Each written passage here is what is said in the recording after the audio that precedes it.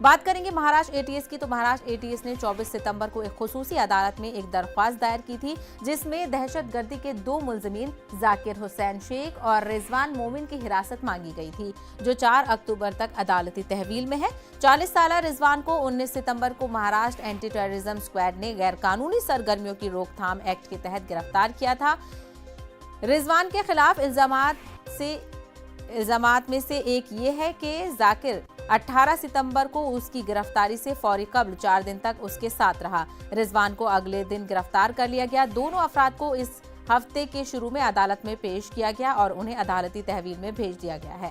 प्रशांत से जानकारी हासिल करेंगे इसी मामले में। प्रशांत, महाराष्ट्र एटीएस ने 2 लोगों को गिरफ्तार किया और उन्हें अदालती तहवील में भेज दिया गया है।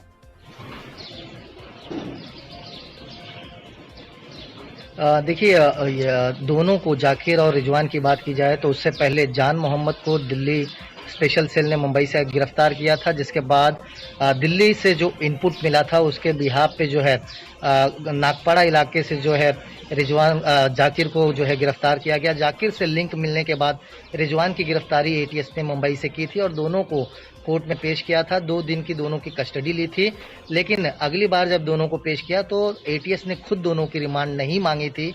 यही वजह है कि 4 अक्टूबर तक दोनों को जेल हिरासत में भेज दिया गया था। बहरहाल कल जो है स्पेशल अदालत में जो है एटीएस ने अपनी एक एप्लीकेशन दायर की, उसमें मांग की कि दोनों की जो जेल कस्टडी है एक बार फिर से जो है उन्हें एटीएस की कस्टडी में दी जाए। ऐसी मांग जो अपनी एप्लीकेशन में एटीएस ने किया है।